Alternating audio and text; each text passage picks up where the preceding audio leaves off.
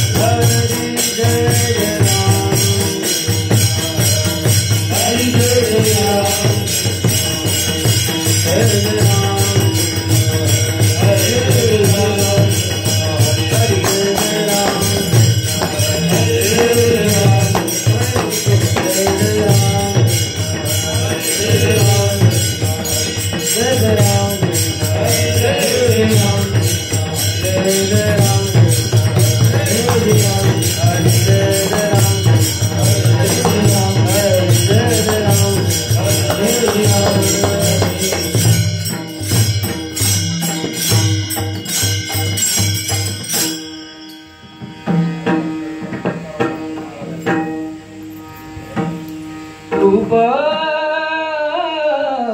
पाहता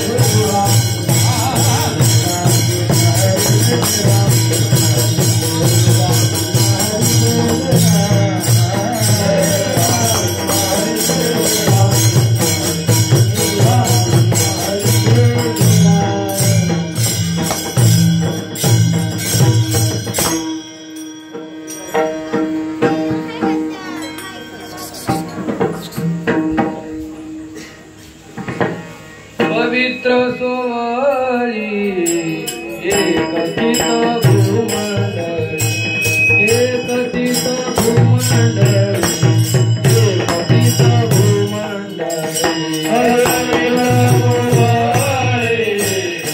एकचित भूमंडळी एकचित भूमंडळी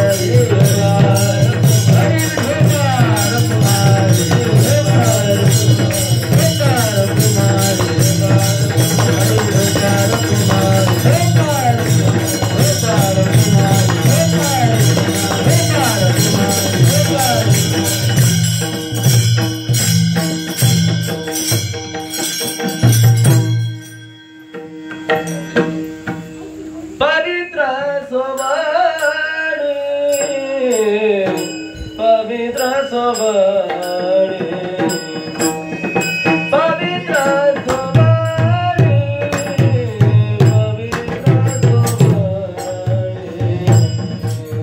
पवित्र सोबळे पवित्र सोबळे पवित्र सोबळे पवित्र सोबळे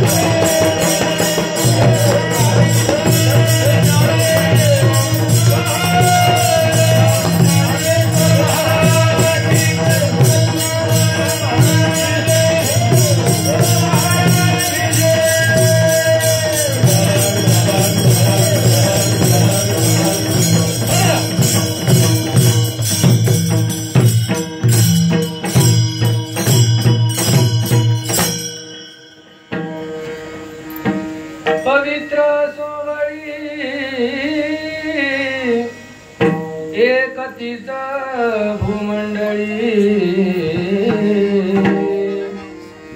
ज्यांचा आवडता देव अखंडित प्रेम भाव तीच भाग्यवंते सरती पुरती धनविते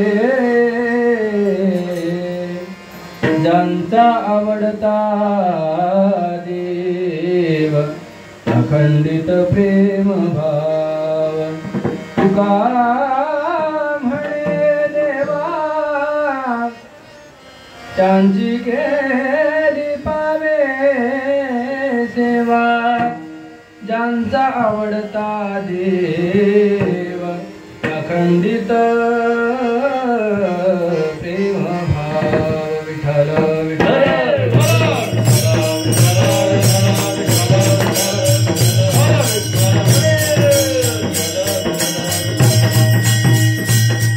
अजं रुक्मिणी प्राण संजीवनंतं परं धाम कैवल्यमेकं तुरीयं प्रसन्नं प्रपन्नार्तिहं देवदेवं परब्रह्मलिंगं भजे पांडुरंगं पांडुरंगा करू प्रथम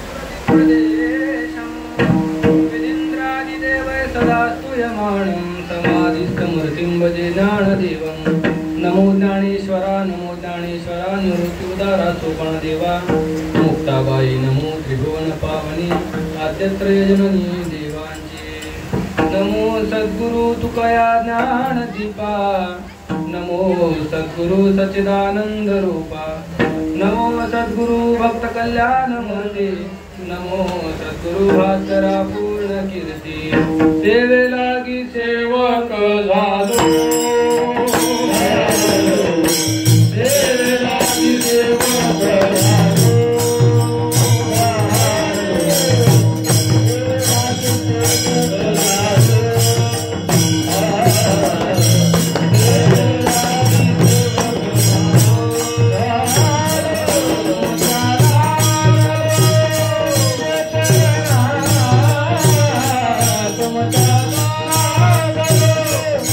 Thank you.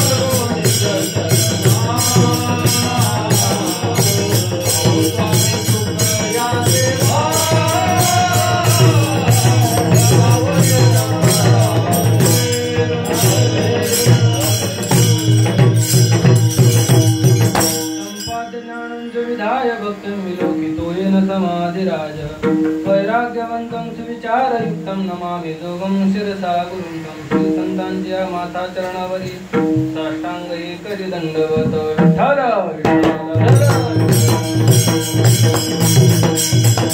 पवित्र सोळी एकतीच हो मंडळी ज्यांचा आवडता देव अखंडित प्रेम भाव तीच भाग्यवंते सरती पुरती धनविते ज्यांचा आवडता देव अखंडित प्रेम भाव तुका म्हणे देवा त्यांची केली पाद सेवा त्यांचा आवडता देव अखंडित प्रेम भाव विठ्ठल विठ्ठल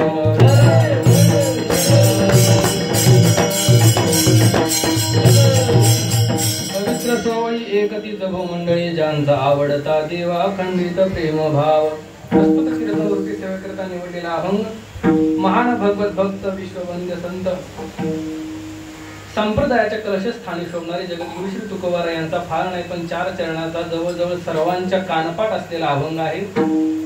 अभंगाच्या द्वारा जगद्गुरु तुकोबाराय संतांचं वर्णन करतात, वैष्णवांचं वर्णन करतायत. हे वर्णन करत असताना तुकोबाराय वेगवेगळ्या पद्धतीने संतांचं वर्णन करताना आपल्याला दिसतंय. संतांचं वर्णन तुकोबाराय करतात. पहिली पद्धत ज्ञान दृष्टीने संतांचं वर्णन करतात. तुकोबाराय संतांचं वर्णन करत असताना भक्तीच्या दृष्टीने संतांचं वर्णन करतात आणि तुकोबाराय संतांचं वर्णन करत असताना व्यवहाराच्या दृष्टीने वर्णन करतात. आणि या संतांच्या वर्णन केल्यानंतर या संतांची जर आपण सेवा केली तर ती देवाला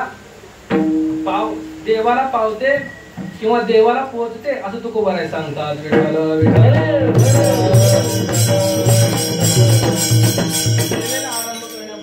पर्याय तो म्हणजे असा की चालू असलेला आपला अखंड हरिनाम सप्ताह श्री संत नामदेव महाराज आणि श्री संत सावता महाराज यांच्या समाधी सोहळ्यानिमित्त आपला हा सप्ताह आहे. सत्याची नेमकी किती वर्ष झाली आता जवळजवळ कोणाला सांगता येत नाही, कारण बापूंनी मला सत्याचं स्वरूप सांगितलं अगोदर. म्हणजे अगोदर कीर्तन नव्हते, फक्त विना उभा राहायचा, प्रसाद व्हायचा, त्याच्यानंतर हळूहळू कीर्तन सुरू होत होत आता या कार्यक्रमाला या सप्ताहाला भव्य दिव्य अशा प्रकारचं स्वरूप प्राप्त झालेलं आहे. आपल्याला आता मी तरी फिरतो, समजा बापू फिरतात, आम्ही सगळे फिरत असतो, पण नवनाथ महाराज आपण पाहतो एखाद्या ठिकाणी गेलं की त्या ठिकाणचं जे चैतन्य असतं ते त्या ठिकाणावर गेल्यावर आपल्याला लगेच जाणवतं. त्या ठिकाणच्या चैतन्याचं जे वलय निर्माण झालेलं असतं ते आपल्याला लगेच त्या ठिकाणी जाणवतं.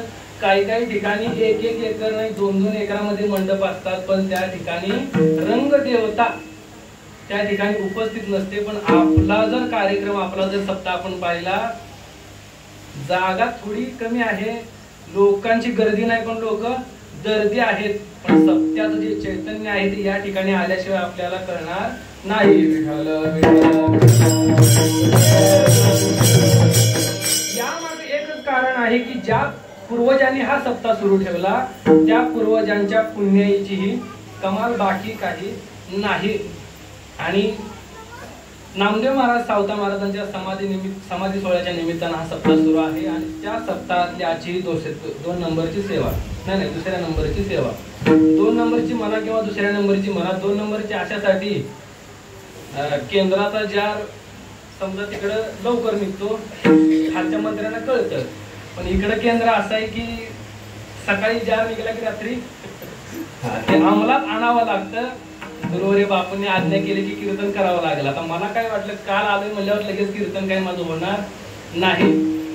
आज दुसरे महाराज कोणतरी येणार होते, पण त्यांच्या काहीतरी अडचणींमुळे ते आले नाहीत, त्यामुळे मला सेवा करावी लागली म्हणून 2 नंबरची, आणि 2ऱ्या दिवसाची सेवा आहे म्हणून 2ऱ्या नंबरची. विठ्ठल विठ्ठल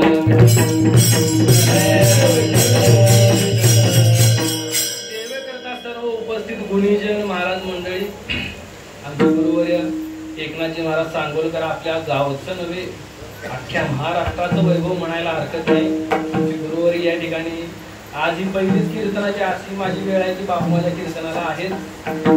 इतर वेळी माझी जागा तिथं असते, इतर वेळी मी तिथला माणूस आहे, पण तिथला माणूस ज्यावेळेस तिथे येतो त्यावेळेस त्या माणसाची काय अवस्था होते त्याचं फक्त मलाच माहिती. इथला माणूस तिथे गेला की त्याला जास्त काही वाटत नाही, पण तिथला माणूस इथं आला की थोडी अवस्था वेगळी होते. त्याचप्रमाणे गुरुवर्य नवनाथ महाराज सुद्धा या ठिकाणी आहेत. अत्यंत प्रेमळ माणूस आहे. आता तुम्ही तर कितीतरी वर्ष झालं त्यांना अनुभवत आहे. अत्यंत प्रेमानं ज्यांचं वागणं आहे असे आमचे नवनाथ महाराज आहेत. या ठिकाणी दुसरी एक आहेत महाराज नवनाथ महाराज, ते पण नवनाथ महाराज. आता या ठिकाणी 18 नाथांचा आहे. ते नवनाथ महाराज आहेत, खूप गोड गायन आहे. बाकी 19 हा आहे दोन, एक नवनाथ ते नवनाथ 18 आणि आमचे बापू एकनाथ, असे म्हणून 19 बरोबर झालेले आहेत. आता त्या सगळ्या नाथांनी मला फक्त सांभाळून कडेपर्यंत न्यावं. आता त्याचप्रमाणे आपण जर या ठिकाणी टाळकरी बघितले तर हे टाळकरी बाहेरून भाड्याने मागवलेले नाहीत. आता आम्ही खूप फिरतो, आम्हाला माहितीये टाळकरी भाड्याने बोलवावे, ते भाड्यासारखे वागले तरी त्यांना भाड्याने बोलवावं लागतं आणि उभं करावं लागतं. पण या ठिकाणी तुम्हाला कोणत्याही प्रकारच्या बाहेरच्या माणसाची गरज नाही, कारण तुमच्या वस्तीवरचेच बापू गाव असतं, गावात एवढे टाळकरी नसतात. समजा गावची लोकसंख्या किमान 3-4 हजार तरी, 3-4 हजाराच्या मानाने टाळकरी किती पाहिजे बाबा? 100-150 तरी, किमान 100-150 एवढे टाळकरी गावात नसतात. पण तुमच्या या वस्तीवरचं जर वैभव पाहायला गेलं, वस्तीवरचेच टाळकरी, श्रोतेही वस्तीवरचेच. बाहेरून फक्त आता थोड्या दिवसात आम्ही पण यायचं बंद, यातूनच सगळे तयार झाले की तुम्हाला बाहेरून कोणाला मागवायची गरज नाही. विठ्ठल विठ्ठल सगळं निर्माण करणं म्हणजे सोपी गोष्ट नाही, कोणाच्यानंही एवढं होत नाही. कारण आजची तरुण पिढी एखाद्याच्या मागे जाऊन त्याचं अनुसरण करते, हे विशेष आहे. आजची तरुण पिढी कोणाच्याही मागे जायला तयार नाही. मनाला वाटेल ते करणं आजच्या तरुण पिढीचं काम झालेलं आहे. त्यामुळं तुमच्या वस्तीचे मानावे तितके नाही, तुमच्या वस्तीचे जे पूर्वज आहेत, तुमच्या पूर्वजांची पुण्याई म्हणून एवढे सगळे टाळकरी तुमच्या वस्तीवर तयार झाले. विठ्ठल विठ्ठल विठ्ठल. या सगळ्यांच्या आई वडिलांची कूस पवित्र आहे म्हणून हे सगळे तरुण कीर्तनात उभारतात. नाहीतर आजचे तरुण कुठं उभारतात? उभं पण राहत नाही, त्यांना उभं राहताच येत नाही. म्हणून हे जे सगळे तरुण आहेत, सगळ्यांच्या या तरुणांच्या आई वडिलांची कूस खरंच पवित्र आहे म्हणून हे कीर्तनात आपल्याला दिसत आहेत. त्याचप्रमाणे श्रोते वर्गही, मातृवर्ग, पितृवर्ग याच ठिकाणी आहे.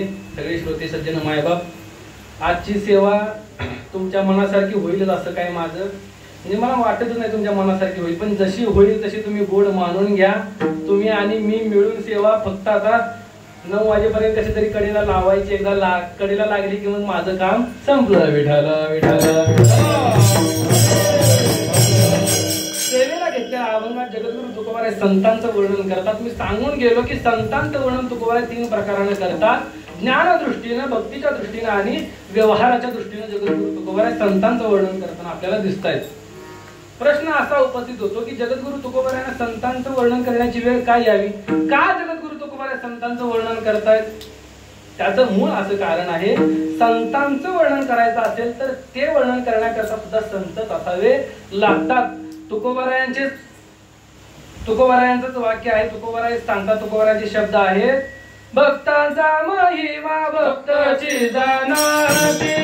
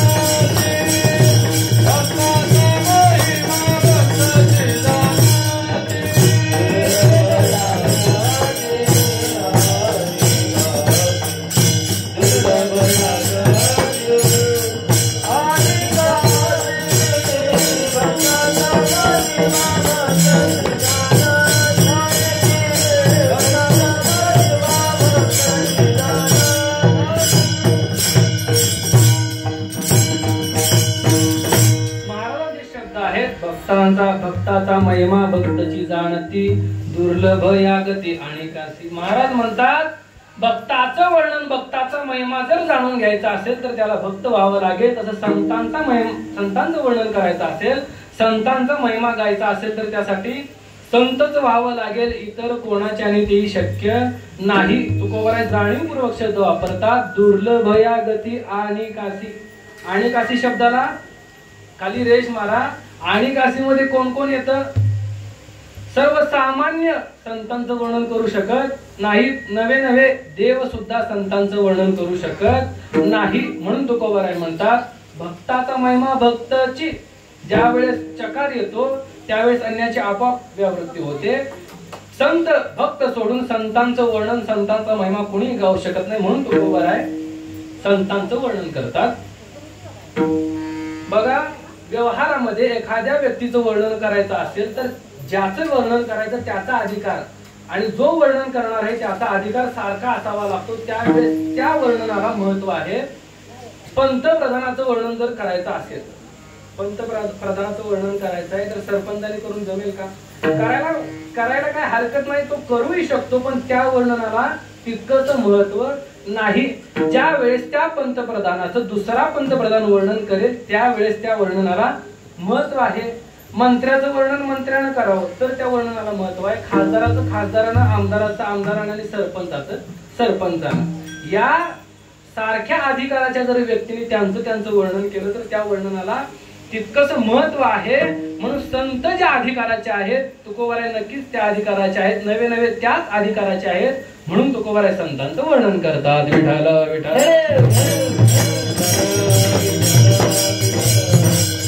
तुकोबाराय संतांचं वर्णन करतात त्याचं पहिलं कारण तुम्हाला सांगितलं. दुसरं कारण असं आहे की या जगतामध्ये जर पाहायला गेलं तर वर्णनीय भक्त आणि फक्त संत आहेत.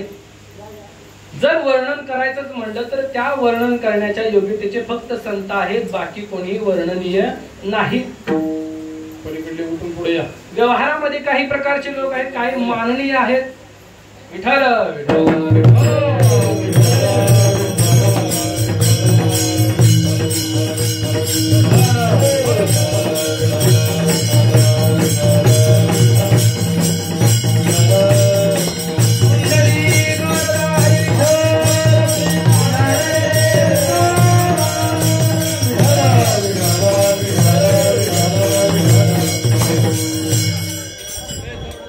व्यवहारामध्ये काही प्रकारचे लोक आहेत, काही माननीय लोक आहेत, काही आदरणीय आहेत, काही पूजनीय आहेत, काही तेजनीय आहेत आणि काही वर्णनीय आहेत.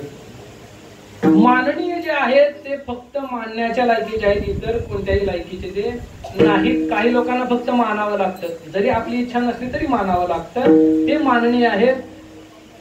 काही आदरणीय असतात. आदरणीय आपण कोणाला म्हणतो? जे वडीलधारे जे लोक आहेत त्यांना आपण आदरणीय असं म्हणतो. आपले वडील असतील, आपले काका असतील, आपल्या वयापेक्षा जे किंवा आपल्या अधिकारापेक्षा, आपल्या ज्ञानापेक्षा जे वयोवृद्ध, ज्ञानवृद्ध किंवा तपवृद्ध आहेत त्यांना आपण आदरणीय असा शब्द वापरतो. तिसरे आहेत पूजनीय. पूजनीय गुरुवर्य, संत हे पूजनीय आहेत.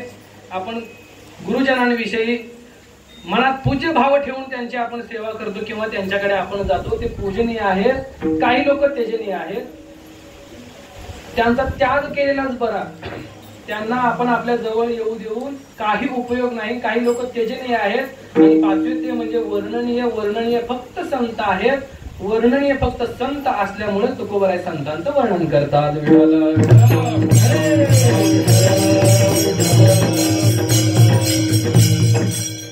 पहिलं कारण सांगितलं, संतांचं वर्णन फक्त संतच करू शकतात.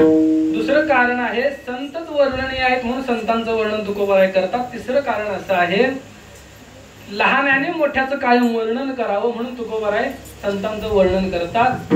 संतांचं मोठेपण हे संसिद्धिक मोठेपण आहे. मोठेपणाचे दोन प्रकार पडतात. एक नैमित्तिक मोठेपण आहे, एक संसिद्धिक मोठेपण आहे. नैमित्तिक मोठेपण कोणाला म्हणायचं? ज्या मोठेपणाचा काही काळानंतर नाश होतो त्याला नैमित्तिक मोठेपण म्हणा. काही निमित्ताने आलेलं मोठेपण त्याला नैमित्तिक मोठेपण म्हणा. आणि जे मोठेपण त्या मोठेपणाचा कधीही नाश होत नाही. कोणत्याही काळात, कोणत्याही वेळेत, कोणत्याही देशात त्या मोठेपणाचा लय होत नाही, त्याला संसिद्धिक मोठेपण म्हणा. नैमित्तिक मोठेपण हे देहाचं असतं. नैमित्तिक मोठेपण हे देहाचं असतं, संसिद्धिक मोठेपण जे आहे ते आत्म्याचं असतं. विठाल विठाल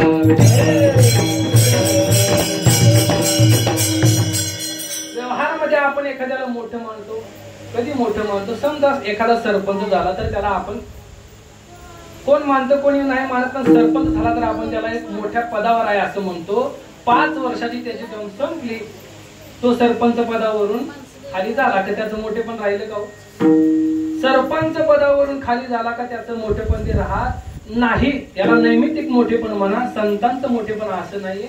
संत हे संसिद्धिक मोठे आहेत, म्हणून संतांचं वर्णन तुकोबाराय करतात. मी सांगून गेलो नैमित्तिक मोठेपण हे देहाचं आहे, कारण देह हा नाशिवंत आहे, म्हणून हे नैमित्तिक जे मोठेपण आहे ते देहाचं आहे. आत्मा हा अविनाशी आहे. गीतेमध्ये वर्णन केलं, न म्रियते न जायते म्रियते वा कदाचिन. विठाल विठाल विठाल. आत्म्याला मरण नाही, म्हणून आत्म्याचं मोठेपण हे संसिद्धिक मोठेपण आहे. देह नाशिवंत आहे, म्हणून त्याचं हे मोठेपण नैमित्तिक आहे. मग संत कसे आहेत? संतांचं मोठेपण हे संसिद्धिक आहे. कारण का हो? त्यांची सरली एरधार झाला सफल व्यापार. संतांचं मोठेपण हे संसिद्धिक असण्याचं कारण संत हे नाशिवंत नाही, संत हे अविनाशी आहे, म्हणून संतांच्या जवळचं जे मोठेपण आहे ते संसिद्धिक आहे. म्हणून तुकोबाराय संतांचं वर्णन करतात. लहान्याने मोठ्याचं वर्णन करावं, हा 3रा मुद्दा झाला. 4था मुद्दा असा आहे की आपलंच आपल्याला जर शोधून घ्यायचं असेल, आपलंच आपल्याला जर सापडवायचं असेल तर आपल्याला संतांची संगती करण्याशिवाय पर्याय नाही. विठाल विठाल. आपल्याला ज्ञानेश्वरीमध्ये सांगतात, हरपले आपण पे पावे, ते संता ते पाहता दिवसावे, म्हणून वाणावे ऐकावे तेची सदा. ज्ञानोबाराय म्हणतात, हरवलेलं जर आपल्याला सापडवून घ्यायचं असेल तर संतांशिवाय पर्याय नाही. नाथ महाराज सुद्धा म्हणतात, संताविना प्राप्ती, संताविना प्राप्ती नाही.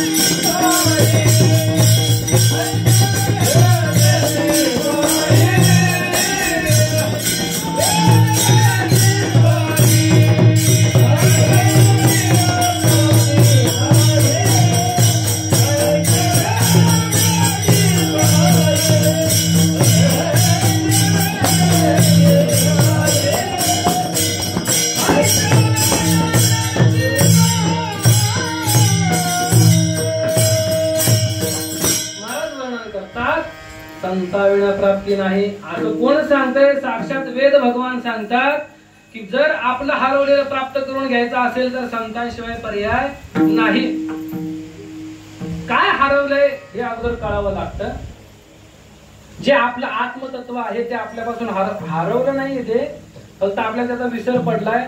जर ते जाणून घ्यायचं असेल तर ते आत्मतत्व जर आपल्याला जाणून घ्यायचं असेल तर आपल्याला संतांविना प्राप्त, संतांच्या शिवाय पर्यायच नाही. बघा, व्यवहारामध्ये एखादा लिखाण करणारा माणूस लिखाण करता करता काहीतरी काम आठवलं म्हणून लेखणी घेतली आणि कानाला अडकवली.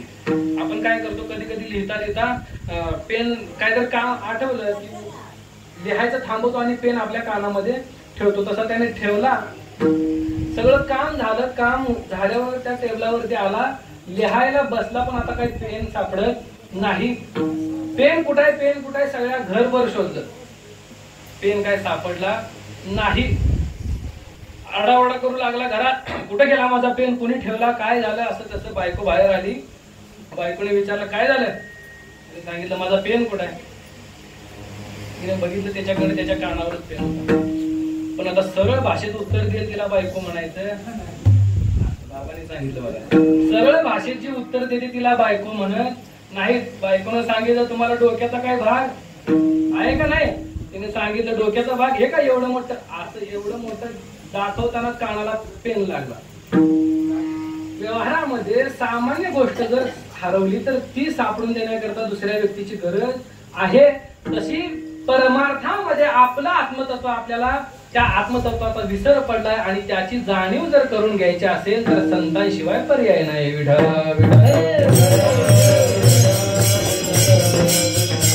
हरिप्राप्तीची उपाय धरावे संतांचे ते पाय. देवाची ओळख करून घ्यायची असेल, देवाची प्राप्ती करून घ्यायची असेल तर संतांना शरण गेलं पाहिजे.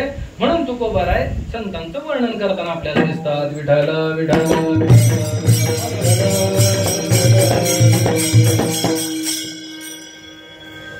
काही लोक तुकोबारायांकडे गेली, महाराजांना म्हणले महाराज तुम्ही सांगताय खरंय संतांचं वर्णन केलं पाहिजे, संतांच्या वर्णनाचे फायदे आहेत, असं आहे तसं आहे, पण त्या संतांची आम्हाला ओळख कशी होणार, त्या संतांचं स्वरूप काय आहे. तुकोबाराय अभंगाच्या प्रथम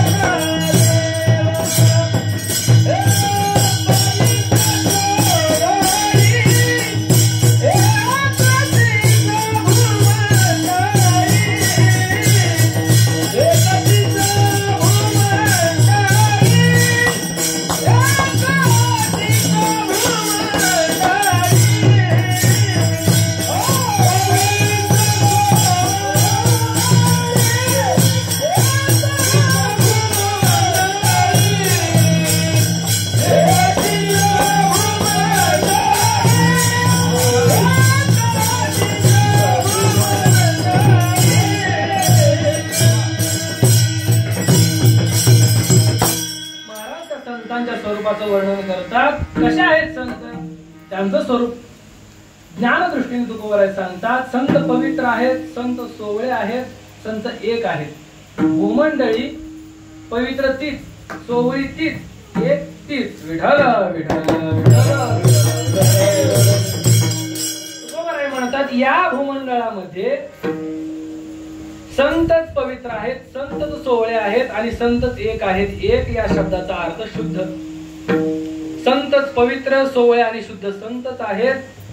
पवित्र पवित्र म्हणजे काय? आपल्या व्यवहार सामान्य भाषेमध्ये पवित्र कशाला म्हणतो आपण?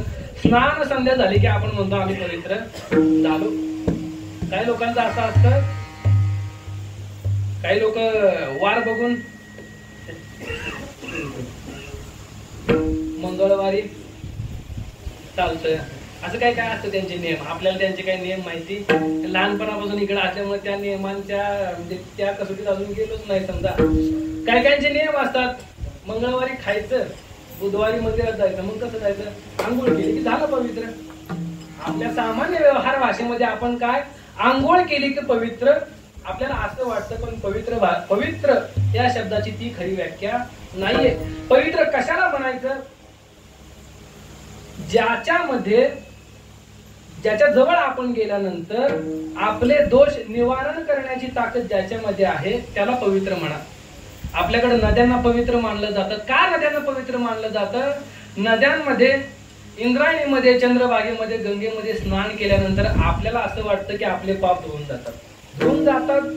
ते तर आहेच, पण आपण पापच असे करतो की ते काय धुवून जाण्याच्या लायकीचे नसतात. आपल्याला असं वाटतं की नदीत स्नान केलं, आंघोळ केली की आपले पाप. गुरुवर एक विनोदानं सांगत असतात की नदीमध्ये बुडला की त्याचे पाप वर तरंगतात पाण्यावर, पाण्याच्या बाहेर आला की परत पाप डोक्यावर बसतात. गुरुवर विनोदानं सांगत असतात. पण आपलं एक असं आपण मानतो की नदीमध्ये आंघोळ केल्यानंतर, स्नान केल्यानंतर आपलं पाप निघून जातं. नद्यांना पवित्र म्हणतात का? आपले दोष निवारण करण्याची ताकद नद्यांमध्ये आहे. तसं संत पवित्र आहेत कारण संतांच्या जवळ आपण गेल्यानंतर संत आपल्यातले दोष निवारण करतात. विठाल विठाल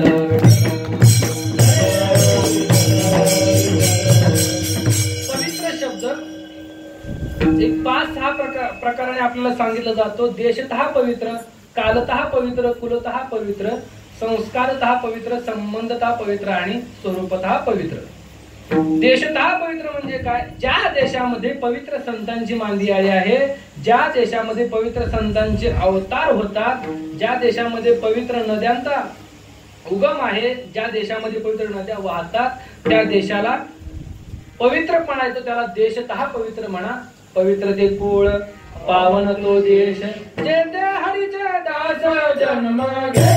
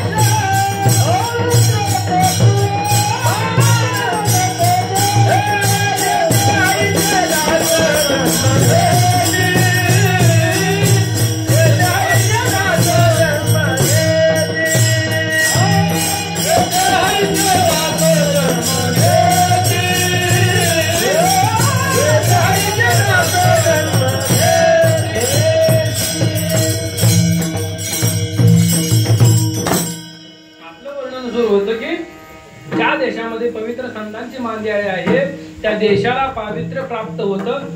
आपला भारत देश सुद्धा पवित्र देश आहे कारण या देशामध्ये इतक्या संतांची मांदियाळी आहे, इतक्या संतांचे अवतार आहेत, इतक्या देवांचे अवतार आहेत. इतर कोणत्याही देशामध्ये देवाचे, संतांचे इतके अवतार नाहीत. म्हणून संतांच्या पावित्र्यानं ज्याला पावित्र्य प्राप्त झालं असा देश म्हणजे त्याला देशतः पवित्र म्हणा. दुसरा आहे कालतः पवित्र. काही कालापुरतं त्याला पावित्र्य येतं, त्याला कालतः पवित्र म्हणा. काही गोष्टी काही काळात पवित्र असतात, नंतर त्या अपवित्र होतात. गाय जोपर्यंत जिवंत आहे, जिवंत कालामध्ये तिला आपण पवित्र मानतो. पण जिवंत कालामध्ये आपण गायला पवित्र मानतो, पण गाय एकदा मेल्यानंतर आपण तिला पवित्र मानत नाही. तशा काही गोष्टी कालतः पवित्र असतात, काही कालात मर्यादित त्यांना पावित्र्य येतं म्हणून त्यांना कालतः पवित्र म्हणा. काही गोष्टी कुलतः पवित्र असतात. कुलात आलेलं जे पावित्र्य आहे त्याला कुलतः पवित्र म्हणतात. ज्या कुलाच्या पावित्र्यामध्ये, ज्या पवित्र कुलामध्ये कोणाचा जन्म झाला, तर आपण आता संतांच्या कुलामध्ये, संतांच्या परंपरेमध्ये ज्या महात्म्याचा जन्म होतो त्यांचा आपण दर्शन घेतो. का दर्शन घेतो? तर ती व्यक्ती पाहून आपण दर्शन नाही घेत, तर त्यांचं जे पवित्र कुल आहे त्या कुलाला केलेला तो नमस्कार म्हणून आपण त्याचं दर्शन घेतो. कुलामध्ये आलेले पवित्र त्याला कुलतः पवित्र म्हणा. देशतः पवित्र, कालतः पवित्र, कुलतः पवित्र. चौथा आहे ते म्हणजे संस्कारतः पवित्र. संस्कारातून आलेलं जे पावित्र्यपण आहे त्याला संस्कारतः पवित्र म्हणतात. ते पावित्र्य संस्कारातूनच यावं लागतं. आजकालचे जर आपण तरुणांच्यावर किंवा लहान मुलांवर वरचे जर आपण काही संस्कार बघितले तर ते संस्कार काही पवित्र आहेत असे वाटत नाही. आई बापांना आपण मुलावर काय संस्कार केले पाहिजेत याच ज्ञान नाही महाराज. कारण त्यांच्यावर मुळात कोणी संस्कार केलेले नाहीत, त्यांच्यामुळे त्या आपल्या पुढच्या पिढीवर काय संस्कार करावे याचं ज्ञान नाही. आणि जर आपण योग्य संस्कार नाही केले, त्या संस्काराचं पावित्र्य आपण नाही जपलं, तर आज आपण घडामोडी बघतोय, आज आपण बातम्या ऐकतोय, बातम्या वाचतोय, आपल्याला ते सगळं आज आपल्या नजरेच्या समोर आहे की जर लहान मुलांच्यावर जर योग्य संस्कार नाही केले तर काय परिस्थिती होते. परदेशामध्ये लहान मुलांवर काही योग्य संस्कार नाहीयेत. आज त्या देशाची परिस्थिती बघा, इतका व्याभिचार आहे, काही सांगण्याजोगं माप नाही. पण आपल्या देशामध्ये अजून काही ठिकाणी संस्कार अजून जपले जातात. लहान मुलांना संस्कार देता वेळीच आपण मुळात आई वडीलच कीर्तनाला येत नाहीत. आता आई बाप कीर्तनाला नाही आले तर ते पोरं कसे येतील? बरं, जरी पोरं कीर्तनाला आले तरी घरात गेले की त्यांना टोमणे कमी. लागला आता देवाच्या, आता घाल माळ आणि मग जा वाजवते टाळ. ते आमच्या गावाकडे ते नवीन टाळकरी आला वाजवायला.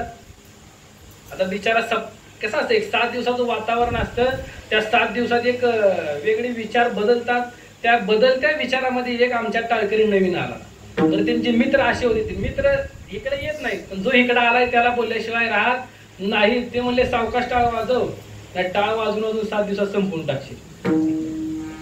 आपल्यात असे पोरांना संस्कार आहेत. आईबाप कीर्तनाला येत नाहीत, त्यामुळे त्यांच्या मागे मुलं कीर्तनाला येत नाहीत. आपण जर कीर्तनाला गेलो तर लहान मुलं ते पाहून जर नाही आले तर ओढून आणा, हाणून मारून कीर्तनात आणा, पण कीर्तनात आणा. गुरुवरे सांगत असतात कीर्तनात लहान मुलांना आणत जा. का आणत जा? ते भले 2 तास झोपू देत, भले ते झोपू देत, फक्त त्यांच्या कानावरती कीर्तनातलं भजन जरी पडलं, एखादं देवाचं नाव जरी पडलं, तरी त्या नामाचे संस्कार त्याला भविष्यात उपयोगी पडतील. म्हणून पोरांना कीर्तनात आणत जावा. आपल्याला असं वाटतं की आता ओल्ड फॅशन असं वाटतं की कीर्तनाला कशाला आणायचं, आपण आणत नाही, त्यामुळे ते पोरांवर तेच संस्कार होतात. पोरांना असं वाटतं की आम्ही धोतर, बरं तरुण पोराने धोतर घातले की लोकांचं एक बघण्याची दृष्टीच वेगळी आहे. त्या भागात तरी बरं आहे, घरोघरी महाराज आहेत. आपल्या भागात धोतर घातलं का असे लोक बघतेत, बापरे धोतर घालून चुकी केली काय असं वाटतं कधी कधी. आपल्याकडे असं वाटतं की धोतर घालणं म्हणजे ओल्ड फॅशन. हे आपण आपल्याच पोरांच्यावर केलेले संस्कार आहेत, आपल्या संस्कारामध्ये पावित्र्य राहिलेलं नाही. म्हणून संस्कारातून जे पावित्र्य येते त्याला संस्कारतः पावित्र्य म्हणतात. आपल्या मुलांवर योग्य संस्कार करा. भलेही बाहेर कुठे शिकवायला पाठवू नका, पण घरच्या घरी हरिपाठ वाचायला लावा. आता आमचे नवनाथ महाराज ऑनलाईन गीतेचे क्लास घेतात. मला बापूंनी सांगितलं नवनाथ महाराजांच्या क्लास मधल्या एक 5 का 7 विद्यार्थ्यांनी गीता पाठ केली. गीता पाठ करणं म्हणजे सोपं नाही, तुम्हाला वाटतंय तितकं सोपं. गीतेचे श्लोक वाचताना तुम्हाला कळेल, जीभ एकदाशी गोल गोल फिरायला लागली की मग कळतं संस्कृत किती अवघड आहे. गीता पाठ करायची, वाचायला जितकं अवघड आहे ते पाठ कसं होईल हे तुम्ही एकदा वाचायला घेतल्यावर मग तुम्हाला कळेल. नवनाथ महाराजांचे इतकं त्यांचं कार्य इतकं भारी आहे.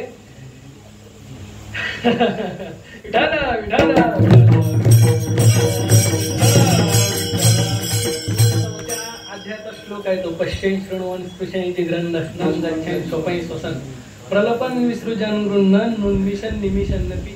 एक आठवडा श्लोक नुसता घोकत होतो बापू मी. अख्ख्या गीतेतला ह्यो असा श्लोक आहे, मला 15 अध्याय विसरेल नवनाथ महाराज, पण हा श्लोक, कारण या श्लोकाने जी माझी गती केली तर माझी एकट्याचीच नाही हो. हा श्लोक पाठांतराला घेतला की भल्या भल्यांची जिरून जाते, इतका अवघड आहे. पण विद्यार्थ्यांनी पाठ केलं महाराज, हे कधी होतं जर त्यांना योग्य संस्कार असतील तर. म्हणून संस्कारातलं जे पावित्र्यपण आहे ते आपण जपलं पाहिजे. संस्कारातून येणारं पावित्र्यपण त्याला संस्कारतः पवित्र म्हणा. आणि शेवट राहिलं ते म्हणजे स्वरूपतः पवित्र. स्वरूपतःच म्हणजे जन्मापासूनच जे पवित्र आहेत त्यांना स्वरूपतः पवित्र म्हणा. आणि असे स्वरूपतः जे पवित्र आहेत ते आमचे संत आहेत. विठ्ठल विठ्ठल.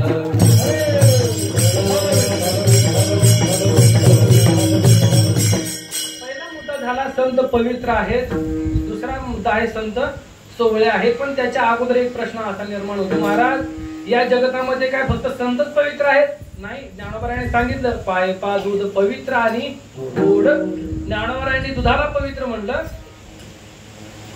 दुसरी गोष्ट म्हणजे देव पवित्र आहे. पवित्राणाम पवित्रण्यो मंगलाणांच मंगलम दैवतम देवताणांच भूतानां व्यवस्थिता.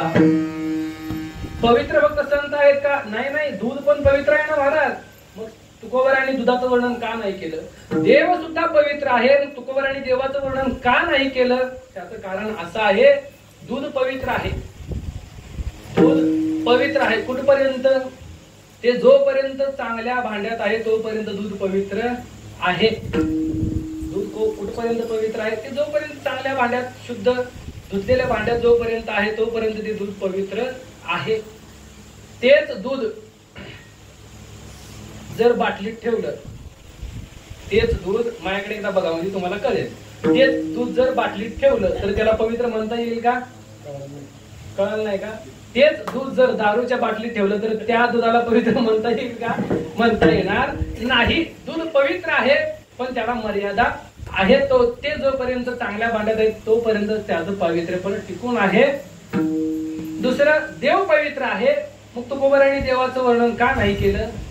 तर देवाच्या जवळ जे पावित्र्यपण आहे ते सुद्धा देवाच्या जवळचं पावित्र्यपण हे सुद्धा भक्तांमुळेच आहे. विठ्ठल विठ्ठल. महाराज भागवतामध्ये वर्णन करतात, माझ्या ठाई पवित्रपण ते मज भक्ताचे निजान. विठ्ठल विठ्ठल. देव स्वतः सांगतात, माझ्या ठिकाणी जे पवित्रपण आहे ते मला माझ्या भक्तांच्या मुळे आहे. म्हणजे भक्त पवित्र आहेत, संत पवित्र आहेत, म्हणून तुकोबाराय संतांचं वर्णन करतात. तिसरी पवित्र गोष्ट म्हणजे तीर्थ सुद्धा पवित्र आहेत. तुकोबाराय तीर्थाचं वर्णन का करत नाहीत? याचं कारण तीर्थांच्या ठिकाणी जे पावित्र्यपण आहे ते सुद्धा त्यांच्या ठिकाणचं पावित्र्यपण संतांच्या मुळे आहे. तीर्थे तया ठाया येथी पुणित व्हावया, पर्व काळ पाया तळी वसे वैष्णवा. विठ्ठल विठ्ठल. तीर्थे तया ठाया येथी पुणित व्हावया. वर्णन असं आलं की तीर्थांना जर पवित्र व्हायचं असेल तर त्या तीर्थांना सुद्धा संतांच्या जवळ जावं लागतं. म्हणजे संतांच्या पावित्र्यानं तीर्थांना पवित्रपण आहे. म्हणून संत मुळात पवित्र आहेत. म्हणून तुकोबाराय संतांचं वर्णन करतात. विठ्ठल विठ्ठल. पहिला मुद्दा जरा संत पवित्र आहेत. दुसरा मुद्दा म्हणजे संत सोवळे आहेत. सोवळे म्हणजे काय? आपल्या व्यवहारिक भाषेमध्ये आपण त्याला सवळं म्हणतो. सवळं आपल्या व्यवहारिक भाषेत सवळं म्हणतो. आपल्याकडे सवळं कशाला म्हणतात? ते सवळं नेसायचं त्याला सवळं म्हणतात आपल्याकडे सर्वसामान्य भाषेत. बरं, ते कधी धुवायला, ते कधी धुतल्या जात नाही. त्याला का धुवू नये याचं कारण वेगळं आहे. लोकांना वाटतं सवळं म्हणजे कधी धुवायचं नसतं. नाही, जे कधी धुवायचं नसतं त्याला सवळं म्हणतात. पण आपल्या भाषेत जे सवळं त्याला तुकोबाराय सोवळं, त्याला एक शास्त्रीय शब्द तो म्हणजे सोवळं. पण सोवळं म्हणायचं कशाला? तुकोबाराय दोन तीन गोष्टी आपल्याला सांगतात की सोवळ्या. तुकोबाराय म्हणतात, ज्याच्या ठिकाणची विषमता निघून जाते त्याला सोवळं म्हणा. ज्याच्या ठिकाणी जाणीव नेणीवेची बाधा नाही त्याला सोहळ म्हणा, ज्याच्या ठिकाणी उपाधी नाही त्याला सोहळ म्हणा, आणि ज्याचा अंगीकार देवानं केलाय त्याला सोहळ म्हणा. विठ्ठल विठ्ठल हरे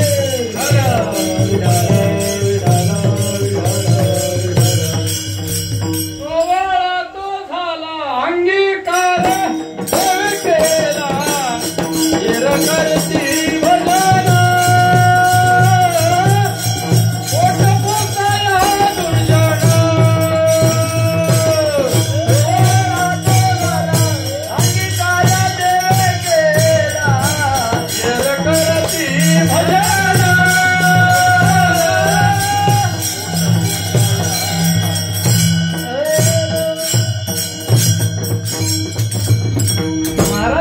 ज्याचा अंगीकार देवाने केला त्याला सोहळ म्हणा.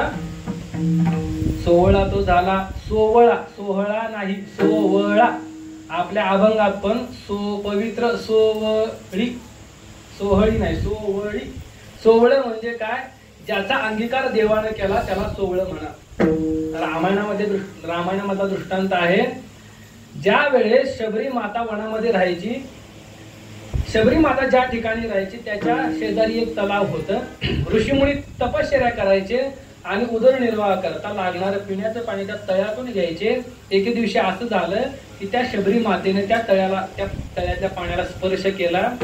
शबरी मातेचा स्पर्श झाल्यानंतर त्या ऋषीमुनींना असं वाटलं की या पाण्याला आता स्पर्श करायचा नाही, हे पाणी आता विटाळून गेलं. शबरी ही जातीनं कोण होती?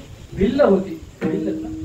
शबरी ही माता ही जातीनं भिल्ल होती. अन्य जातीच्या व्यक्तीचा स्पर्श पाण्याला झाला म्हणून त्या ऋषीमुनींना असं वाटलं की हे पाणी आता विटाळलं. ज्या वेळेस रामप्रभू वनवासात असताना त्या ठिकाणी आले. रामप्रभूंनी सहज विचारलं काही तुम्हाला अडी अडचणी आहेत का? त्यावेळेस ऋषीमुनींनी सांगितलं देवा सगळी साधनं व्यवस्थित होते, तप ध्यान धारणा सगळं व्यवस्थित होतंय, फक्त जेवणासाठी वापरायचं पाणी ते आमच्या तळ्यातलं विटाळलेलं आहे, ते तेवढं तुम्ही त्या तळ्याला पाय लावा म्हणजे ते पाणी शुद्ध होईल. देवाने सांगितलं मला यायची काय तिथं गरज नाही. देवाने सांगितलं मला तिथं यायची गरज नाही. तुम्ही काय करा, त्या तळ्याच्या शेजारी एक शबरी नावाची व्यक्ती, एक शबरी नावाची महिला राहते, शबरी नावाची माझी भक्त राहते, तिथं चरणामृत घ्या आणि त्या तळ्याच्या पाण्यामध्ये सोडून द्या म्हणजे तुम्हाला ते पाणी विटाळणार नाही, त्या पाण्याला विटाळ निघून जाईल आणि ते पाणी शुद्ध होईल. मला काय सांगायचंय, सोहळ कोणाला म्हणायचं? ज्याचा अंगीकार देवाने केला त्याला सोहळ म्हणा. विठाल विठाल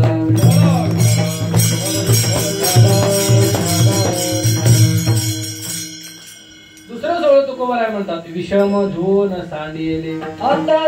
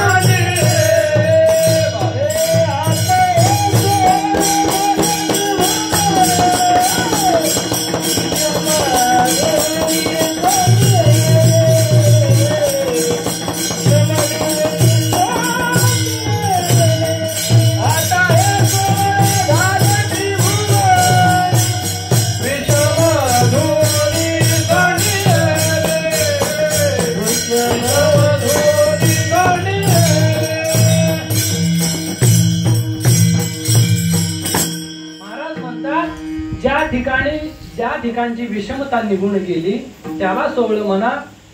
विषम धुवन आता हे सोहळे झाले त्रिभुवन, कधी विषम धुवन सांडिले. अजून सोहळ कशाला म्हणायचं? तुकोबराय म्हणतात नाही त्या विटाळ अखंड सोहळा, उपाधी वेगळा जाणीवेच्या. महाराज म्हणतात जाणीव नेणीवेची उपाधी ज्याच्या जवळ नाही त्याला सोहळ म्हणा. जन्म मरणाची उपाधी ज्याच्या जवळ नाही त्याला सोवळं म्हणा.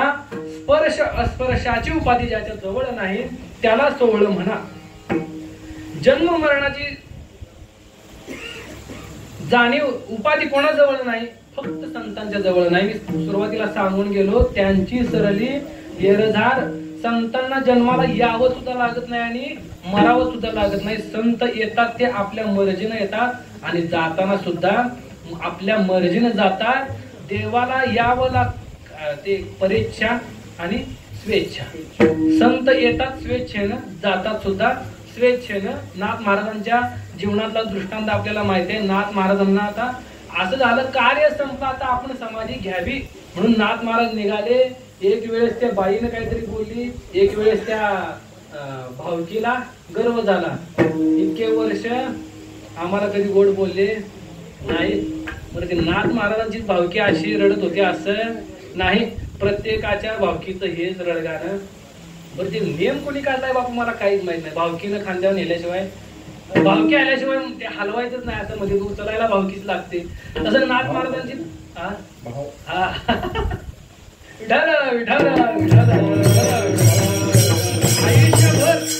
आयुष्यभर जे कधी भाव देत नाहीत त्याला भावकी म्हणा. आयुष्यभर ज्यांना आपला भाव परवडत नाही त्यांना भावकी म्हणा. नाथ महाराजांच्या भावकीला सुद्धा असंच वाटलं, आयुष्यभर आम्हाला काही कधी गोड बोलले नाहीत, पण शेवटी जाताना आमच्याच खांद्यावर जावं लागते. नाथ महाराज उठून बसले, बाबा तुमच्याच खांद्यावर गेलं पाहिजे असे काय माझी, म्हणजे मला काय असा नियम नाही किंवा माझी काय अशी शेवटची इच्छा सुद्धा नाही. मी नंतर जाईन, तुमच्या खांद्यावर जायची मला गरज नाही. ती बाई म्हणली, एक वेळेस ती बाई बोलली, माझी पोरगी नेमकी माहेरला जायच्या टायमाला नाथ महाराजांना कशाला जायचं होतं. नाथ महाराज उठून बसले, आई साहेब तुम्ही तुमच्या मुलीला अगोदर पाठवा, मी माझा निवांत जाईन.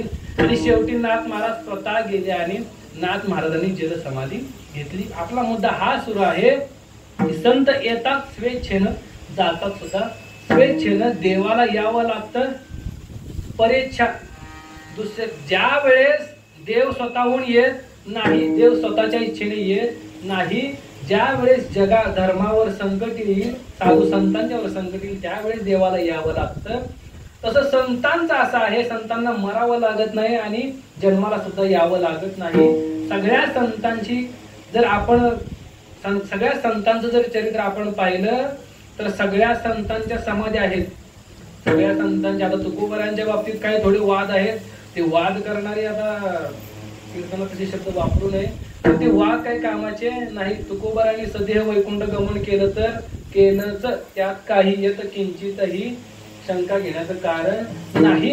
आपला मुद्दा असा सुरू आहे की संतांना यावं लागत नाही, जावं लागत नाही, त्यांची सरळी येरझार. ज्यांच्या ठिकाणी जन्म मरणाची उपाधी नाही त्यांना सोवळं म्हणा. आणि तुकोबाराय तर म्हणतात, उपाधी वेगळा तुका राहिला सोवळा, विठाला विठाला. महाराज म्हणतात, ज्याच्या ठिकाणी उपाधीच नाही त्याला सोवळं म्हणा.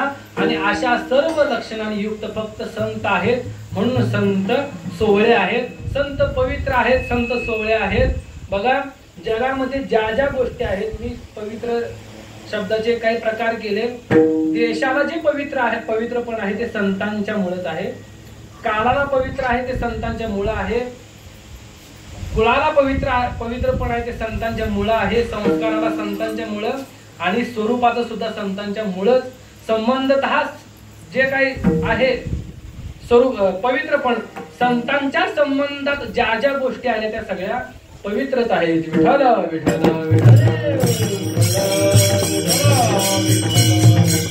आपलं चिंतन सुरू आहे. संत पवित्र आहेत, संत सोवळे आहेत. आणि तुकोबाराय पुढे सांगतात, संत एक आहेत. एक म्हणजे शुद्ध. या जगतामध्ये एक ब्रह्म आहे आणि ते ब्रह्म कसं आहे, शुद्ध आहे. ब्रह्माला ज्या वेळेस अविद्या ही उपाधी लागली त्यावेळेस ते ब्रह्म जीव रूपानं आलं. ज्या वेळेस त्या ब्रह्माला दया ही उपाधी लागली त्यावेळेस ते ब्रह्म संत रूपानं अवतीर्ण झालं. म्हणून संत हे एक म्हणजे शुद्ध आहेत. तुम्ही म्हणाल महाराज शुद्ध आणि पवित्र याच्यामध्ये अंतर काय, तर काही गोष्टी शुद्ध आहेत तर त्या पवित्र नाहीत, काही गोष्टी पवित्र आहेत त्या शुद्ध नाहीत. काही गोष्टी शुद्धही नाहीत, पवित्रही नाहीत, पण काही काही गोष्टी अशा आहेत ज्या शुद्धही आहेत आणि पवित्र सुद्धा आहेत. पहिला मुद्दा, काही गोष्टी शुद्ध आहेत पण पवित्र नाहीत. बिसलेरीचं पाणी, आपल्या घरचं पिण्याचं पाणी शुद्ध आहे पण ते पवित्र असेलच असं सांगता येत नाही. दुसरा मुद्दा असा आहे की काही गोष्टी पवित्र आहेत पण शुद्ध नाहीत. आता जर आपण चंद्रभागेची आणि इंद्रायणीची जर अवस्था बघितली तर चंद्रभागेचं इंद्रायणीचं पाणी पवित्र आहे पण शुद्ध आहेत असेलच असं सांगता येत नाही. आताच्या घडीला चंद्रभागेचं इंद्रायणीचं पाणी शुद्ध पवित्र आहे पण शुद्ध नाही. काही गोष्टी शुद्धही नाहीत आणि पवित्रही नाहीत. गटाराचं पाणी शुद्ध सुद्धा नाही आणि पवित्र पण नाही, पण काय काय गोष्टी अशा आहेत ज्या शुद्धही आहेत आणि पवित्र आहेत. वारकऱ्याच्या घरचं पाणी शुद्ध सुद्धा आहे आणि पवित्र सुद्धा आहे. विठ्ठल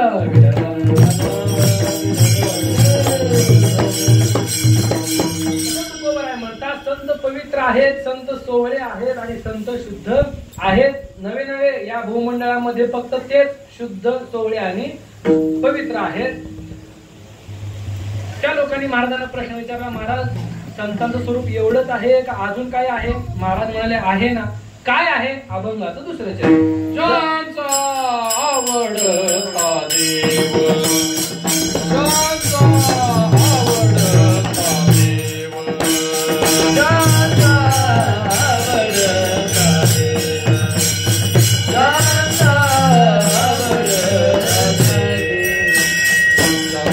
आवडता देव,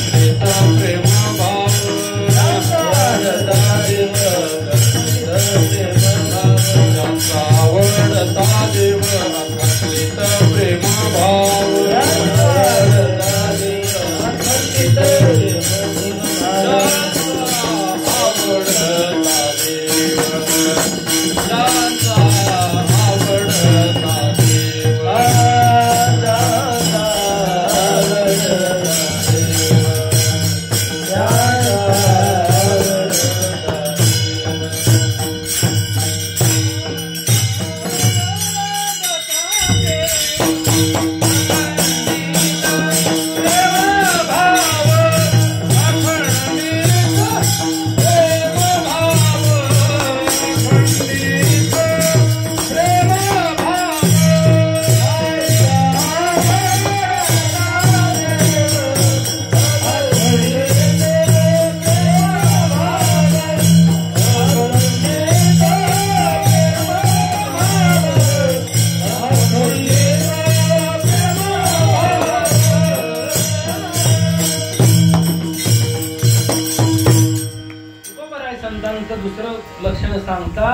भक्तीच्या दृष्टीने संतांचं वर्णन करताना तुकोबाराय म्हणतात, कशा आहेत संत, काय आहे त्यांचे स्वरूप? तुकोबाराय म्हणतात, ज्यांचा आवडता देव अखंडित प्रेम भाव. महाराज म्हणतात, ज्यांना फक्त देवच आवडतो आणि त्या देवाच्या संबंधानं त्यांचा जो प्रेम भाव आहे तो अखंडित अशा प्रकारचा आहे.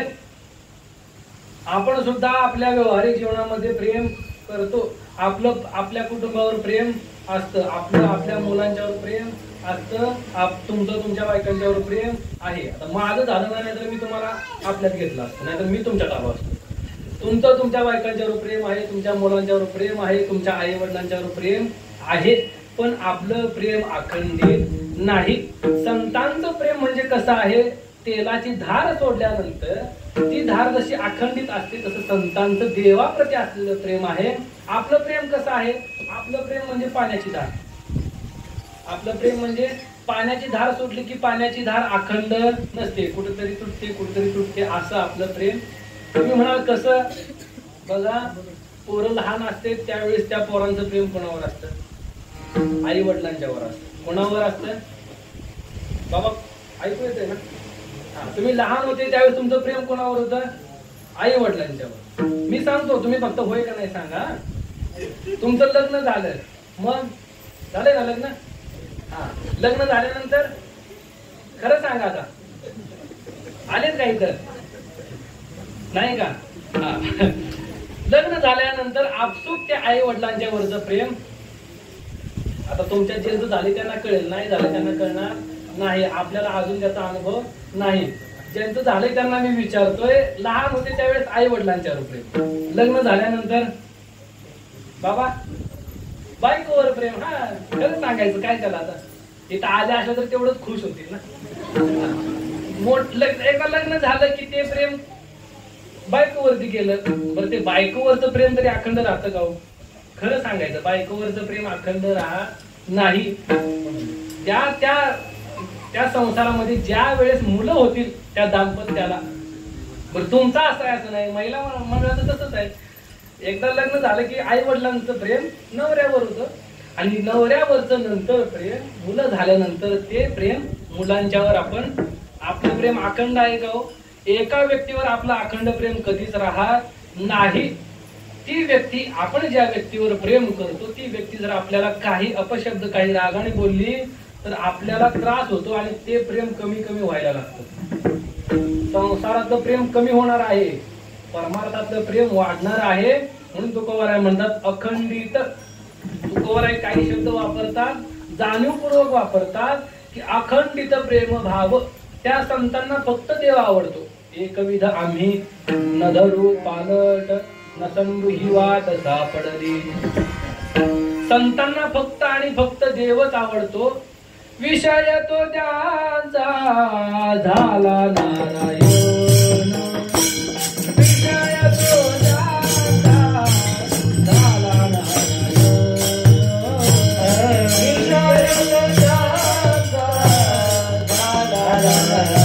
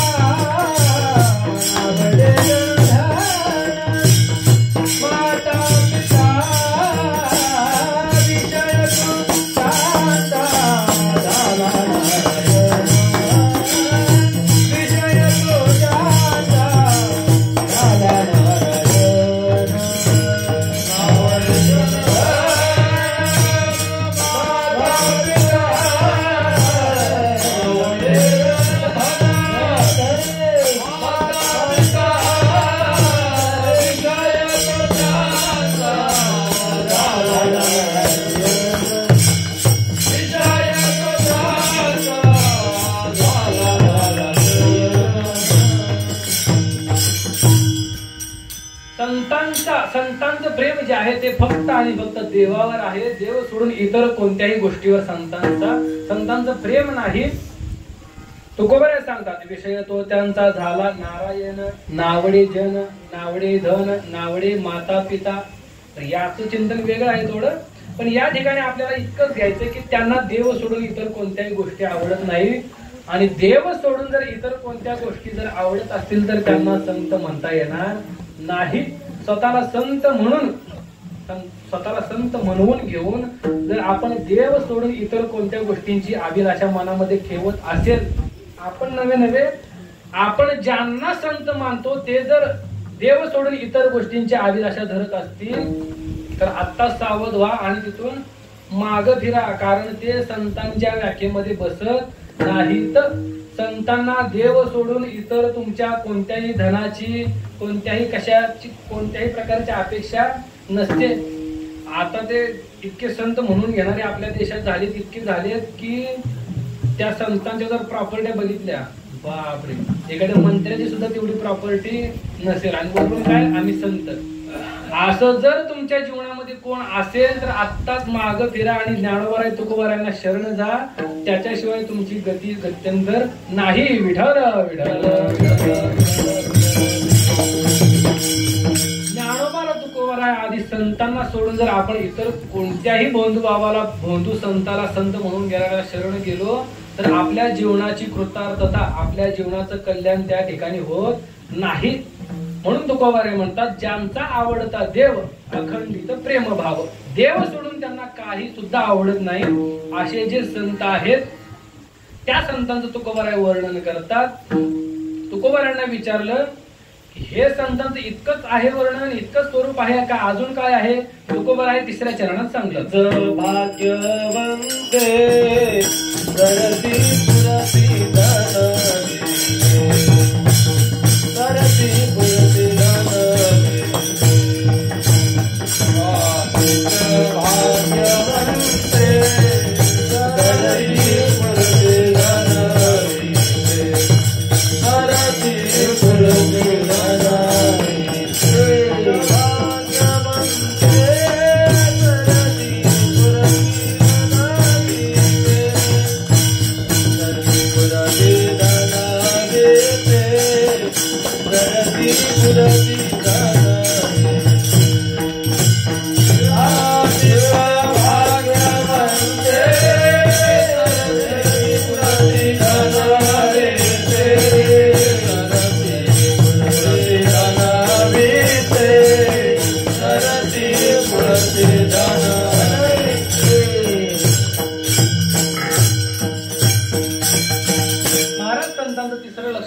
व्यावहारिक दृष्टीने त्या संतांचं लक्षण सांगतात काय. तीच भाग्यवंते सरती पुरती धनवित्ते. संत कसे आहेत तर संत भाग्यवंत आहेत. तीच भाग्यवंते, ते इतके भाग्यवंत आहेत, इतके भाग्यवंत आहेत, अनेक गोष्टीने ते भाग्यवंत आहेत. म्हणून तुकोबर आहे तीच भाग्यवंते. आणि त्यांचा जर व्यवहार आपण व्यावहारिक जीवन पाहिलं तर त्या व्यावहारिक जीवनामध्ये कशा आहेत, कोणत्याही प्रकारची कमतरता संतांच्या जीवनात नाहीये. सरती पुरती धनवित्ते. आपण ज्ञानोबरायांचं जर जीवन पाहिलं तर ज्ञानोबरायांचं तुकोबराय सांगतात दयाचे द्वारी सोन्याचा पिंपळ. ज्ञानोबरायांच्या दारामध्ये सोन्याचा पिंपळ आहे. तुम्ही म्हणाल महाराज त्या रावणाचं सुद्धा गाव सोन्याचं होतं, अख्खी लंका सोन्याची होती, मग ज्ञानोबराय कसं काय एवढे श्रीमंत. ज्ञानोबराय श्रीमंत कसे मला सांगा. बांधलेलं घर दिवसाला वाढतं का झाड दिवसाला वाढतं? तुमच्याकडे कसं काय, घर वाढतं का झाड वाढतं? एकदा बांधलेलं घर काही काळानंतर पडून जातं, पण त्याच्यामध्ये कोणत्याही प्रकारची वाढ होत नाही. पण झाडाचं असं आहे की झाड एक वर्ष फळ दिल्यानंतर ते काय परत फळ देत नाही असं नाही. दरवर्षी ते आपल्याला फळ देतं, नवे नवे अधिक अधिक फळ देतं. सोन्याचं झाड असणं वेगळं, सोन्याचं घर असणं वेगळं. सोन्याचं झाड जर घरासमोर असेल तर सोन्याची कितीतरी घरं बांधता येतील, पण सोन्याचं घर असेल तर सोन्याचं झाड असेलच असं सांगता येत नाही. रावण कितीतरी श्रीमंत असला, किती श्रीमंत असला तरी त्या रावणाची ज्ञानोबरायांची सर त्या रावणाला येणार नाही. ज्ञानोबराय किती श्रीमंत आहेत, ज्ञानोबरायांच्या दारामध्ये सोन्याचा पिंपळ आहे. काही लोक आळंदीला जातात आणि तो सोन्याचा पिंपळ शोधत बसतात. काही लोक आळंदीला आले की ते मंदिरात दर्शन घ्यायचं लांब, पण ते पहिला सोन्याचा पिंपळ कुठे आहे, सोन्याचा पिंपळ, पण सोन्याचा पिंपळ दिसत नाही. सोन्याचा पिंपळ बापू मला एक असं सुचलेलं, फक्त आता माझ्या दृष्टीला बालबुद्धीला सुचलं असं. ज्ञानोबरायांच्या मंदिराच्या समोरच्या बाजूला आपली जुनी संस्था आहे आणि त्या जुन्या संस्थेत आमचे गुरुवर्य मारुती बाबा आम्हाला सगळ्यांना शिकवतात. मला असं वाटतं बापू की ज्ञानोबरायांचं सोन्याचं झाड म्हणजे साक्षात बाबा आहेत. का बाबा आहेत? कारण बाबांच्या हातून इतके रत्न तयार झाले या महाराष्ट्राला. महाराष्ट्राला बाबांनी सोन्यासारखी माणसं दिली, म्हणून ज्ञानोबरायांचं जे सोन्याचं झाड आहे तुम्हाला पाहायचं असेल तर जुन्या संस्थेत बाबांचं दर्शन घ्या.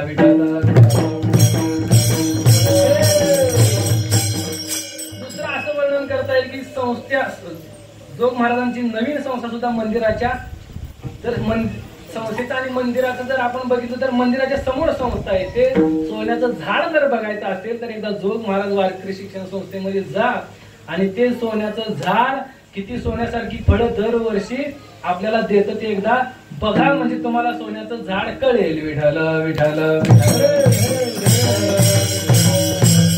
आता हे माझ्या बालबुद्धीला सुचलेलं आहे, हे असंच असेल मी काही सांगू शकत नाही. तुकोबाराय वर्णन करतात ज्ञानोबरायांच्या दारामध्ये सोन्याचं झाड आहे.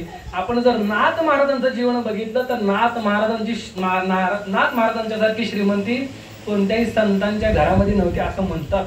इतकी नाथ महाराजांची श्रीमंती होती की नाथ महाराजांच्या घरी रोज पुरणपोळीचा नैवेद्य व्हायचा. बरं, तो पुरणपोळीचा नैवेद्य फक्त देवा करतात. जितके जितके कथा ऐकण्यासाठी प्रवचन ऐकण्यासाठी येतील त्या सर्वांसाठी तो पुरणपोळीचा नैवेद्य असायचा, पुरणपोळीचा प्रसाद असायचा. आपल्याकडे पुरणपोळी कधी होते हो? सण आला. पण पुरणपोळी आपण सगळ्या गावाला पुरण एवढी करतो का? नाही नाही.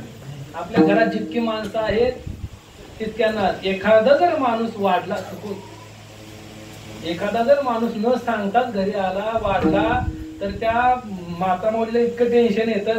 कसं असतं ते चपाती सारखं पोळीचं नाही. पोळी करायची म्हणलं की ते मग ती डाळ घ्या, त्याचं पुरण करा, ते सगळं. पण नवीन माणूस वाटलं तर पुरण वाढवायचं कधी? बरं वाढवायला ते का लगेच होतं असं नाही. चपातीचं कसं आहे, गव्हाचं पीठ घेतलं, पाणी टाकलं, मळालं, कणिक तयार झाले की लगेच चपाती नवीन बनवता येते, पण पोळीचं तसं नाही. आपल्याकडे पोळी सणाला होते, पण ती पुरणपोळी मर्यादित होते. नाथ महाराजांच्याकडे रोज पुरणपोळीचा नैवेद्य असायचा. काय श्रीमंती असेल विचार करा. बर, वारकऱ्यांच्या पुरणपोळी खाताना नुसती पुरणपोळी खात नाही, तर तुम्हाला जर कधी वारकऱ्यांच्या मधली पुरणपोळी खायची असेल तर कारभारी वारकऱ्यांच्या मध्ये जा. कारभारी बापू, आम्ही आता वारीमध्ये कराडकरांच्या दिल्लीत जेवलो. त्या मला वाटते तरड गावच्या त्या दुपारच्या मुक्कामामध्ये कराडकरांच्या दिंडीत जेवलो. पुरणपोळी वाढली. तुम्हाला काय वाटतं तूप वाढायला काय असेल तिथं? आपल्या घरी आपण चमच्याने तूप घेतो. तुमच्या अंदाजाने काय तूप वाढायला असेल? बरं, तूप वाढण्यासाठी काय साधन असेल? चमचा, पळी, ते तुम्ही भाजीला जे मोठं द्रोण वापरता, द्रोण भाजी खायला, ते द्रोण भरून तूप वाढायला सुरू होतं. कसं? द्रोण भरून. वारकऱ्यांच्या पुरणपोळी खायची पद्धत अशीच आहे. नाथ महाराजांच्या घरी नुसती पुरणपोळी कशी देत असतील बरं नाथ महाराज? पुरणपोळीवर तूप. पण ते तूप किती लागत असेल? आपल्या विचाराच्या सगळ्या बाहेरच्या गोष्टी आहेत. नाथ महाराजांची जी श्रीमंती आहे आपल्या विचाराच्या बाहेरची आहे. तुकोबारायांचं जर जीवन आपण पाहिलं तर तुकोबारायांची श्रीमंती नंतरच्या काळामध्ये भलेही तुकोबारायांकडे काही संपत्ती नसेल, पण तुकोबारायांच्याकडे दोन्ही काळात संपत्ती होती. कशी होती? ज्या वेळेस तुकोबाराय व्यवहार करत होते त्यावेळेस व्यवहारातली संपत्ती तुकोबारायांच्याकडे होती, आणि ज्या वेळेस व्यवहारातली संपत्ती गेली त्यावेळेस तुकोबारायांच्याकडे पारमार्थिक संपत्ती होती. व्यवहारातली संपत्ती संपली महाराज. व्यवहारातली संपत्ती नदीमध्ये सोडून द्यावी लागली, वाहून गेली. पण पारमार्थिक जी तुकोबारायांची संपत्ती आहे ती कधी न संपण्याजोगी होती. म्हणून तुकोबाराय वर्णन करतात संत व्यवहारामध्ये कसे आहेत? सरती पुरती धनवित्ते, ज्यांचा आवडता देव अखंडित प्रेम भाव विठोबा कुमारी.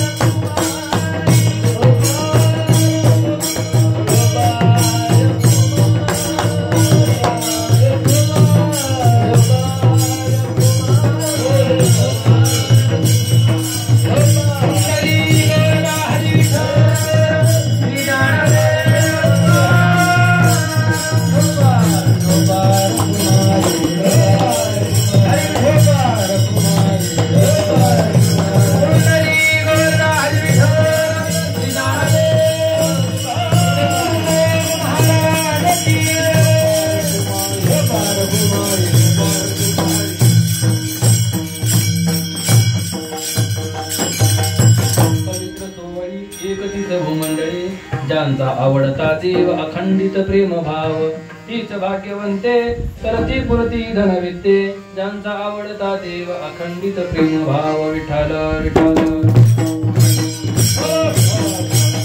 आपण वर्णन केलं, आपण चिंतन करत होतो. तुकोबाराय संतांचं वर्णन करतात. वर्णन करत असताना तुकोबाराय 3 प्रकारानं संतांचं वर्णन करतात. ज्ञान दृष्टीनं, ज्ञानाच्या दृष्टीनं, भक्तीच्या दृष्टीने आणि व्यवहाराच्या दृष्टीने. ज्ञानाच्या दृष्टीने संत कसे आहेत? संत पवित्र आहेत, संत सोवळे आहेत, संत शुद्ध आहेत. भक्तीच्या दृष्टीने कसे आहेत? संत भक्तीच्या दृष्टीने कसे आहेत? संतांना देव सोडून इतर कोणत्याही गोष्टीमध्ये रस नाही, त्यांचा देवाविषयी असलेला प्रेमभाव अखंडित आहे, असे संत भक्तीच्या दृष्टीने आहेत. आणि संत व्यवहाराच्या दृष्टीने कसे आहेत? तर व्यवहाराच्या दृष्टीने सुद्धा संत संपन्न आहेत. संतांच्याकडे कोणत्याही प्रकारची कमतरता नाही. आणि अशा संतांची सेवा केल्यानंतर काय होईल? तुकोबाराय अभंगात शेवटचे देवा तुका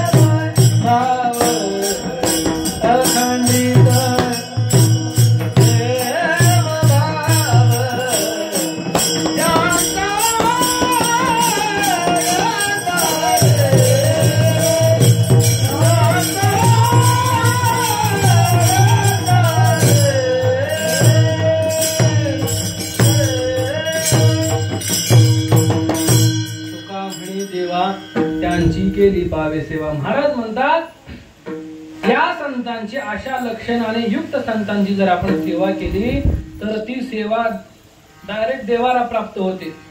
संतांची सेवा केली तर देवाला प्राप्त होते. म्हणून संतांची सेवा करा.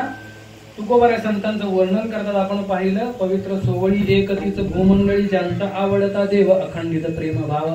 अजून एक तुकोबाऱ्या वर्णन करण्याचं एक कारण आहे. तुका म्हणे पापे आणि जाती संतांची या जपे. म्हणून संतांचं वर्णन करा. ज्ञानेश्वर माऊली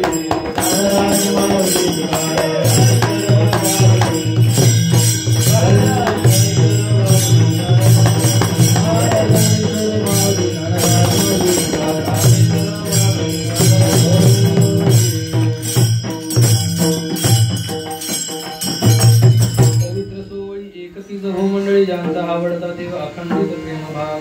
तीच भाग्यवंते सरती पुरती धन लेते ज्यांचा आवडता देव अखंडित प्रेम भाव.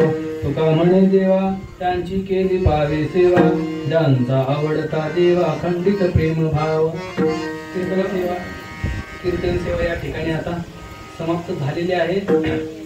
बोलण्याच्या ओघामध्ये काही चुकीचे शब्द काही चुकीचं विधान गेला असेल तर ते तुमच्या संगतीचा परिणाम नाही, ते माझ्या बुद्धीचे दोष आहेत. आणि जे काही बरोबर आहे जे काही योग्य आहे ते गुरुवरांच्या सानिध्यामध्ये बसून शिकण्याचा योग आला. ज्या संस्थेमुळे तो योग आला प्रातस्मरणीय सद्गुरू जोग महाराज वारकरी शिक्षण संस्था, त्या संस्थेमध्ये 4 वर्षाचा अभ्यास करत असताना ज्या गुरुवर्यांच्या सर्व गुरुवरांच्या सानिध्यामध्ये बसून त्यांचं श्रवण करून जे काही शिकण्याचा योग आला त्याच्यामुळं थोडंफार बोलू शकतो. आणि आळंदीमध्ये आल्यानंतर आमच्या संस्थेच्या अगोदर सुद्धा आमची सुरुवात जिथून झाली तसे ते आमचे गुरुवर्य एकनाथ महाराज सांगोलकर. आम्ही त्यांना प्रेमाने म्हणा किंवा आदराने बापू म्हणतो. बरं, बापूंचा असा स्वभाव आहे. तुम्हाला तुमच्यासाठी बापू कोण आहेत काय आम्हाला काय माहिती नाही. तुमचे ते गावकरी आहेत तुमच्या गावातलं. आता मोठ्या व्यक्तींसाठी बापू म्हणजे त्यांची मुलाप्रमाणे किंवा त्यांच्या ह्याच्याप्रमाणे. पण आमच्यासाठी बापू म्हणजे असे आहेत. आळंदीत एक तर असं असतं की घरून बाहेर राहणाऱ्या मुलांना आई वडिलांचं प्रेम मिळत नाही. बरं, माझं असं आहे की मी लहानपणापासून घराच्या बाहेर आहे. त्या आई वडिलांचं प्रेम कसं असतं हे फक्त कसं असतं मग ते जे संस्थापक आहेत त्यांनी तशा प्रकारे त्या पोरांना जीव लावला पाहिजे. आता ते होत नाही त्या गोष्टी वेगळ्या. पण आमचं भाग्य चांगलं, आमचं नशीब चांगलं, आमचं काहीतरी पूर्वपुण्य आहे आमची. म्हणून आम्हाला बापूंच्या जवळ राहण्याचा योग आला. बापूंनी आम्हाला म्हणजे लहान मुलासारखं नाही आपल्या पोटच्या मुलासारखं आम्हाला प्रेम दिलं. आमच्या आजी ज्या वेळेस होत्या त्यावेळेस आजीने सुद्धा आम्हाला असं म्हणजे बापू वेगळे आम्ही वेगळे. आजी ज्या वेळेस जेवण करायच्या आम्ही जाऊन आजींच्या जवळ बसायचो. बापू जेवायचे लांब पण तव्यावरची भाजलेली जी चपाती आहे ती गरम गरम आधी आमच्या ताटात पडायची मग बापूंच्या ताटात. इतकं आम्हाला प्रेम ज्या ठिकाणी मिळालं तसे आमचे बापू आहेत. मला जास्त त्यांच्याविषयी बोलता येणार नाही, शब्दच नाही माझ्याकडे. आई वडिलांचं प्रेम ज्या माणसामुळे आम्हाला आळंदीत मिळालं, पंढरपूरमध्ये राहण्याचा योग आला, त्या ठिकाणी शिकण्याचा योग आला, सगळं झालं. पण एक ते आता कसं असतं थोडंफार वळण लावायचं म्हणलं की ते आई वडील सुद्धा कठोर होतातच की काही वेळेस. पण तुमच्या क्रियेमुळे तर इथं उभा आहे. संस्था 4 वर्ष सुटली नाहीतर संस्थान मी सोडून, आता तुम्हाला पण माहिती आहे माझं कसं आहे, मी मुळात कलाकार माणूस. तुम्हाला मी सुरुवातीला सांगितलं मी तिथला माणूस, तिथला इथं आलो फक्त यांच्यामुळं. त्यांच्या चरणावर नतमस्तक होतो. कीर्तन साथी करता आमचे नवनाथ महाराज आहेत. नवनाथ महाराज म्हणजे प्रेमाचा विषय. तिथं त्या ठिकाणी म्हणजे द्वैत भाव असा नाही. नवनाथ महाराज म्हणजे त्यांचं दुसऱ्यावर प्रेम करण्याची पद्धत म्हणजे ते आपल्या सगळे आपल्या घरचेच आहेत असं समजून सगळ्यांवर प्रेम करतात. असे आमचे नवनाथ महाराज, त्यांच्याही चरणावर नतमस्तक होतो. आमचे दुसरे गायक दुसरे नवनाथ महाराज, त्यांच्याही चरणावर नतमस्तक होतो. मृदंग वादक दोन्ही आमचे गुरुबंधू ओम महाराज, विशाल महाराज, त्यांच्याही चरणावर नतमस्तक होतो. पूर्ण कीर्तनामध्ये ज्यांनी उत्कृष्ट अशी पीठेची साथ केली बाबांच्या चरणावर नतमस्तक होतो. सर्व तरुण टाळकरी विनेकरी बाबा सर्वांच्या चरणावर नतमस्तक होतो. कीर्तनाला तुम्ही सगळे आले, तुम्ही म्हणाल सगळ्यांच्या चरणावर नतमस्तक होतोय. जर आम्ही आलो नसतो तर कुणापुढे कीर्तन केलं असतं. तर तुम्ही सगळे कीर्तनाला आलात, बरं आलात ते आलात, मधून न उठून जाता तुम्ही 2 तास कीर्तनामध्ये माझ्या बसलात. माझं जे काही वेळ वाकडं बोलणं आहे सर्वांनी प्रेमाने ऐकून घेतलं, त्याबद्दल माता भगिनी आणि पुरुष वर्ग सर्वांचे चरणावर नतमस्तक होतो आणि सेवेला याच ठिकाणी पूर्ण विराम देतो. माझ्या आई वडिलांच्या चरणी सेवा समर्पित करतो. सेवेला याच ठिकाणी पूर्ण विराम. आता एक काम असं राहिलंय बापू, कीर्तनाच्या मधल्या भजनाचा नियम कीर्तनकारा करता. ते नवीन कीर्तनकारा करता नियम असेल का? आठवत नाही म्हणून भजन करायचं आमच्यासारख्या. पण मधलं भजन जे आहे ते कीर्तनकारासाठी नाही, ते भजन मधलं जे आहे ते श्रोत्यांच्यासाठी आहे. श्रोत्यांनी मध्ये मध्ये भजन करावं, मध्ये मध्ये कीर्तनात झोप लागली तर जाग व्हावं म्हणून ते भजन आहे. पण अख्ख्या कीर्तनात एकाने सुद्धा टाळी वाजून काय भजन केलं नाही. बरं एका दिवसभर काम असतंय, हात वगैरे दुखत असतील म्हणून कीर्तनात टाळी वाजवली नसेल, ठीक आहे असू द्या. पण आता शेवटी फक्त एक माझं ऐका, सगळ्यांनी टाळी वाजवून एकदा भजन करा. तुकाराम